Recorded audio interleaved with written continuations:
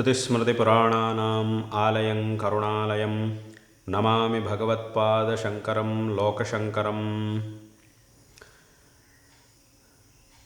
நம்முடைய பாரத தேசத்தில் இந்த ஐஐடி என்கிறது மிகவும் பெரிய சம்ஸ்தையாக இருக்குது.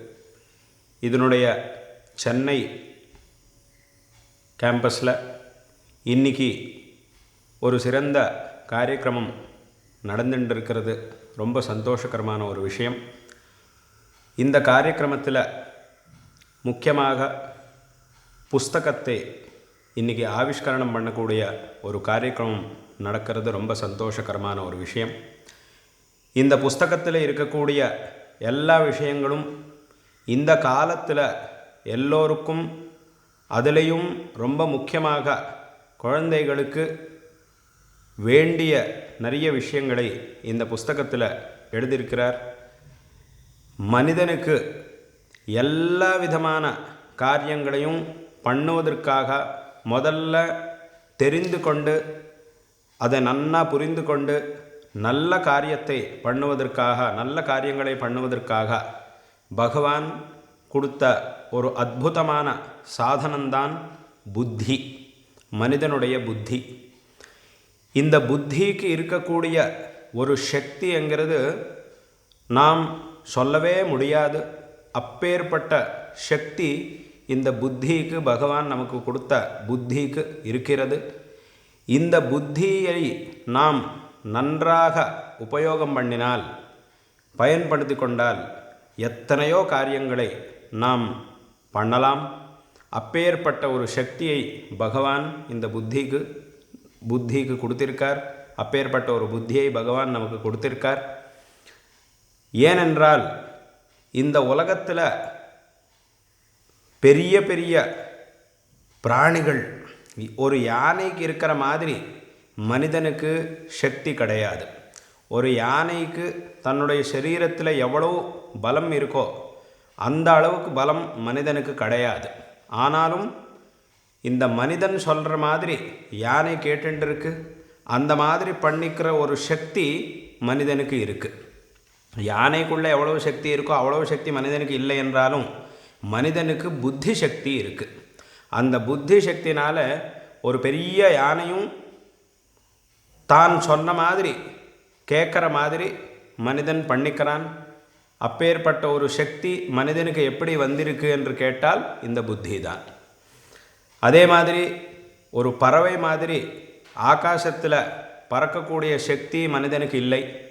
ஆனால் ஆகாசம் வழியாக போகிறதுக்கு வேண்டிய ஒரு விமானத்தை கண்டுபிடிக்கிற சக்தி, தயார் பண்ணுற ஒரு சக்தி மனிதனுடைய புத்திக்கு இருக்குது. இந்த மாதிரி மனிதனுக்கு இருக்கக்கூடிய புத்தியின் சக்தி ரொம்ப அதிகமான ஒரு சக்தி. அப்பேற்பட்ட இந்த புத்தி சக்தியின் பற்றி எல்லோருமே நன்றாக தெரிந்து கொள்ள வேண்டும். சாஸ்திரத்தில் இந்த புத்தியின் பற்றி பல விஷயங்களை சொல்லியிருக்கார். ஒரு பிரசித்தமான ஸ்லோகம் சாஸ்திரத்தில் சொல்கிறது, புத்திஸ்தாத்காலிகி புரோக்தா மதிராகாமி கோச்சரா ஸ்மிருதிர் வியதீத விஷயா பிரஜா திரைகாலிகி மதா அப்படின்ற சாஸ்திரத்தில் ஒரு ஸ்லோகத்தை சொல்லியிருக்கார். இதனுடைய அர்த்தம் என்ன என்று கேட்டால், மனிதனுடைய புத்திக்கு எத்தனை விதமான சக்திகள் இருக்குது அப்படிங்கிற ஒரு விஷயத்தை சொல்கிற போது இந்த ஒரு ஸ்லோகத்தை சாஸ்திரத்தில் சொன்னார். இங்கே முதல்ல புத்தி என்கிற வார்த்தை சொல்லியிருக்கார். இந்த புத்தி அப்படின்னா என்ன அர்த்தம் என்று கேட்டால், புத்திஸ் தாத்காலிகி புரோக்தா, இப்போ நாம் பார்க்கக்கூடிய ஒரு நிலைமையில் என்னெல்லாம் நடந்துட்டு இருக்கு என்கிற ஒரு விஷயத்தை மட்டும் தெரிஞ்சு கொள்வதற்கு இருக்கக்கூடிய ஒரு சக்திக்கு தான், புத்திக்கு தான் புத்தி அப்படின்னு சொல்லுவார். இப்போ என்ன நடக்கிறது, இந்த புத்தினால் இப்போ என்ன நடந்துட்டு இருக்குங்கிறது மட்டும் தெரியும். இதுக்கு புத்தி அப்படின்னு சொல்லியிருக்கார். மதிர் ஆகாமி கோச்சரா, சில பேருக்கு வருங்காலத்தில் என்னெல்லாம் நடக்க போகிறது, இப்போ எப்படி இருக்குது, இது இப்படியே போனால் வருங்காலத்தில் என்னெல்லாம் நடக்க போகிறது, எப்படி நடக்கும், என்ன ஒரு ஸ்திதி வரப்போகிறது, அதுக்கு இப்போவே நாம் என்ன மாதிரி தயார் பண்ணிக்க வேண்டி இருக்குது முதலான பல விஷயங்களை சில பேர் நமக்கு சொல்லுவார். சில பேருக்குள்ளே அந்த மாதிரி ஒரு சக்தி ஜாஸ்தி இருக்கும். வருங்காலத்தில் என்ன நடக்கும் அப்படிங்கிற ஒரு விஷயத்தை சரியாக யோசனை பண்ணி அது அப்படியே சொல்லக்கூடிய ஒரு சக்தி நிறைய பேருக்கு இருக்கும். நன்னா ஊகித்து அது அப்படியே சொல்லக்கூடிய சக்தி சில பேருக்கு விசேஷமாக இருக்கும். இந்த மாதிரி ஒரு சக்திக்கு சாஸ்திரத்தில் மதி அப்படின்னு சொல்லியிருக்கார். மதிர் ஆகாமி கோச்சரா. அப்புறம் இன்னும் சில பேருக்கு பழைய காலத்தில் என்னெல்லாம் நடந்ததுங்கிறது ரொம்ப நன்றாக ஞாபகம் வச்சுண்டு என்னைக்கு எந்த சமயத்தில் என்ன நடந்தது, எந்த வியக்தி என்ன பண்ணியிருக்கார், அவரோட பேர் என்ன எல்லா விஷயங்களையும் நன்னா ஞாபகம் வச்சுண்டு சொல்லுவார். அந்த மாதிரி சக்தி சில பேருக்குள்ளே நிறைய அதிகமாக இருக்கும். அதுக்கு என்ன பேர் அப்படின்னு கேட்டால் ஸ்மிருதிஹி. ஸ்மிருதிர் வியதீத விஷய, எது நடந்துடுத்தோ அதை பற்றி நன்னா ஞாபகம் வச்சுட்டு சொல்லக்கூடிய ஒரு சக்தி, அதுக்கு ஸ்மிருதி அப்படின்னு சொல்லியிருக்கார். இன்னும் நாலாவது பிரக்ஞா. பிரக்ஞா திரைகாலிகி மதா. பிரக்ஞை அப்படின்னு என்ன அர்த்தம் என்று கேட்டால், இப்போ என்ன நடக்கிறது, வருங்காலத்தில் என்ன நடக்க போகிறது, என்ன நடந்திருக்கு, எந்த சமயத்தில் என்ன நடந்திருக்கு, இந்த எல்லா விஷயங்களையும் நன்றாக ஞாபகம் வச்சுண்டு நன்றாக தெரிஞ்சுண்டு அதன்படி தன்னுடைய காரியங்களை பண்ணக்கூடிய ஒரு புத்தி சக்தி என்ன இருக்கோ இதுக்கு தான் பிரக்ஞா அப்படின்னு சொல்லுவார். இந்த மாதிரி இந்த புத்திக்கு பல முகங்கள் இருக்குது. இந்த ஒவ்வொரு சக்தி, இதெல்லாமே ஒவ்வொரு விதமான ஒரு சக்தி. இந்த எல்லா சக்திகளையும் ஒரே இடத்துல நாம் பார்க்குறதுங்கிறது ரொம்ப கம்மியாக தான் நாம் பார்க்க முடியும். அதனால்தான் இந்த மாதிரி யார்கிட்ட இந்த மாதிரி ஒரு சக்தி இருக்கோ, வருங்காலத்தில் என்ன நடக்க போகிறது, இப்போ என்ன நடந்துட்டுருக்கு, முன்னாடி என்ன நடந்தது, இது எல்லாத்தையும் தெரிஞ்சுண்டு யார் தன்னுடைய காரியங்களை நன்றாக பண்ணுவாரோ அவர்களை இவர் ரொம்ப பிரக்ஞாசாலி அப்படின்னு நாம் லோகத்தில் சொல்லுவோம். அவருடைய பிரக்ஞை ரொம்ப அதிகம் அப்படின்னு நம்ம லோகத்தில் சொல்லிட்டு இருப்போம்.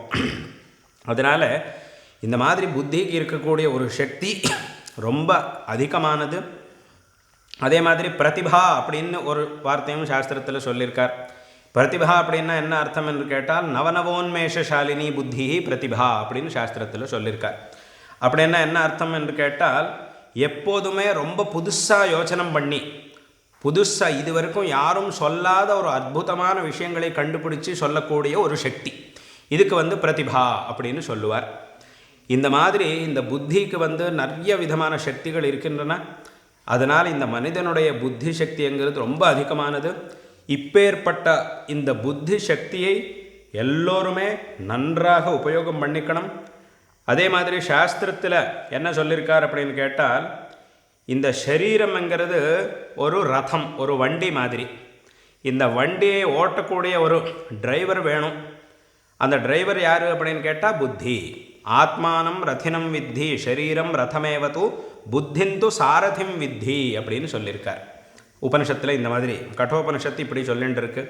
இதனுடைய அர்த்தம் என்ன என்று கேட்டால், எப்படி ஒரு வண்டி ஒரு இடத்துலேருந்து கிளம்பி சரியான இடத்துக்கு போய் சேரணும் என்றால் அந்த வண்டியை ஓட்டக்கூடிய ஒரு சாரதி நன்றாக இருக்கணுமோ, அவன் சிறந்தவனாக இருக்கணுமோ, வண்டி ஓட்டுறதுல அவன் எப்படி சிறந்தவனாக இருக்கணுமோ, அதே மாதிரி நமக்கு கிடைச்ச இந்த சரீரத்தில் நாம் எல்லா விதமான நல்ல காரியங்களை பண்ணி இந்த ஒரு வாழ்க்கையை பயன்படுத்தி கொள்ள வேண்டும் என்றால் இந்த புத்திங்கிறது ரொம்ப சரியாக இருக்கணும், சிறந்த புத்தியாக இருக்கணும் அப்படின்னு சாஸ்திரத்தில் சொல்லியிருக்கார். அதனால் மனிதனுடைய ஒரு புத்தி சக்திங்கிறது ரொம்ப அதிகமாக இருக்குது. இப்பேற்பட்ட ரொம்ப விசேஷமாக இருக்குது. இப்பேற்பட்ட ஒரு புத்தியை நன்றாக பயன்படுத்தி கொள்ள வேண்டிய ஒரு தேவை எல்லோருக்குமே இருக்குது. இந்த காலத்தில் இந்த டெக்னாலஜி ரொம்ப வளர்ந்துட்டுருக்கு. நிறைய இந்த சாதனங்களை கண்டுபிடிச்சுட்டு இருக்கார். இந்த மொபைலு, கம்ப்யூட்டரு முதலான நிறைய மெஷின்களை எல்லா இடத்துலையும் கண்டுபிடிச்சுட்டு இருக்கார். என்ன வேலை பண்ணாலும் அதிலே பண்ணிட்டு இருக்கார்.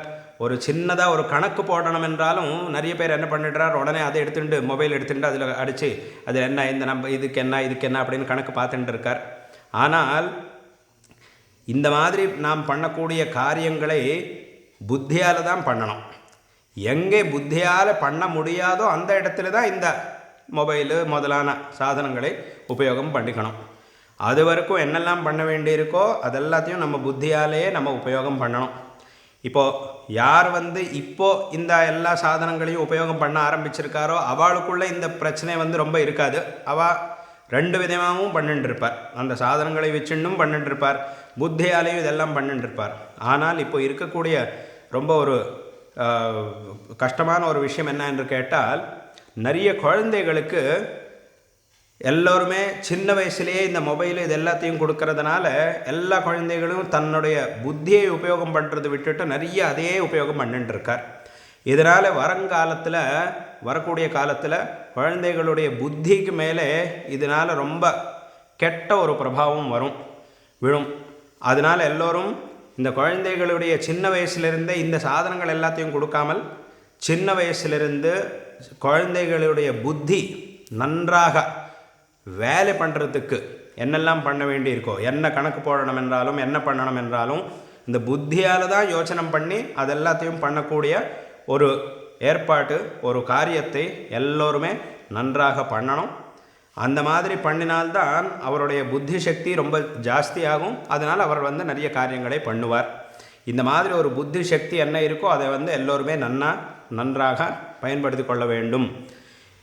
இந்த என்னெல்லாம் சாதனங்களை கண்டுபிடிச்சிருக்காரோ இதுக்கு எல்லாத்துக்கும் நாம் அடிமைகள் ஆகக்கூடாது என்கிற ஒரு ரொம்ப முக்கியமான ஒரு விஷயத்தை வச்சுண்டு டாக்டர் ஜானகிராமன் அவரும் அதே மாதிரி ஆகாஷ் பாலசுப்ரமணியம் அவரும் 2 பேரும் சேர்ந்து நிறைய விஷயங்களை இந்த புஸ்தகத்தில் சொல்லியிருக்கார். இந்த எல்லா விஷயங்களும் எல்லோருக்கும் போய் சேரட்டும். இந்த காலத்தில் இருக்கக்கூடிய எல்லா வீட்டுக்கும் இந்த விஷயங்கள் போய் சேரட்டும். குழந்தைகளை எப்படி வளர்த்தணும், சின்ன வயசுலேருந்தே இந்த புத்தி சக்தியை நன்னா வளர்க்கறதுக்காக என்ன பண்ணணும்ங்கிறது எல்லோருமே தெரிஞ்சுக்கட்டும். இந்த ஒரு சாதனங்கள், இந்த மொபைலு, கம்ப்யூட்டர் முதலான இந்த மெஷின்கள் என்னெல்லாம் இருக்கோ இதை உபயோகமும் பண்ணிக்கணும். அதே மாதிரி நம்முடைய புத்தி சக்தியும் நன்னா உபயோகம் பண்ணிக்கணும். அதையும் உபயோகம் பண்ணிக்கணும். இந்த புத்தி சக்தியும் நன்னா உபயோகம் பண்ணணும். எங்கே புத்தியை உபயோகம் பண்ணணுமோ அங்கே அதே உபயோகம் பண்ணணும். எங்கே அந்த சாதனத்தை உபயோகம் பண்ணணுமோ அங்கே அதே பண்ணணும். இந்த மாதிரி பண்ணிட்டு போகட்டும். இந்த எல்லா விஷயங்களும் எல்லோருக்கும் தெரியட்டும் அப்படின்னு சொல்லி இந்த சந்தர்ப்பத்தில் எல்லோருக்கும் இங்கே வந்திருக்கக்கூடிய எல்லோருக்கும் நாராயண ஸ்மரணபூர்வமாக ஆசீர்வாதம் பண்ணிட்டு இருக்கோம். அதே மாதிரி இந்த மாதிரி நல்ல விஷயங்களை சொல்லி இந்த ஒரு புஸ்தகத்தை எழுதின இந்த புஸ்தகத்தை எழுதின ஜானகிராமன் அவருக்கும் ஆகாஷ் பாலசுப்ரமணியம் அவருக்கும் நாம் நாராயண ஸ்மரணபூர்வமாக ஆசீர்வாதம் பண்ணிட்டு இருக்கோம். இந்த புஸ்தகத்தில் இருக்கிற எல்லா விஷயங்களும் எல்லோருக்கும் போய் சேரட்டும், எல்லோருக்கும் தெரியட்டும். எல்லோருமே பகவான் கொடுத்த, நாங்கள் ஆரம்பத்தில் சொன்ன மாதிரி பகவான் கொடுத்த இந்த ரொம்ப சக்தி புத்தி என்ன இருக்கோ இதை நன்னா உபயோகம் பண்ணிட்டு நல்ல காரியங்களை பண்ணட்டும். இந்த உலகத்துக்கும் எல்லாத்துக்குமே நல்லது நடக்கட்டும் அப்படின்னு இந்த சந்தர்ப்பத்தில் ஆசீர்வாதம் பண்ணி இந்த வார்த்தையை இங்கே முடிக்கிறோம்.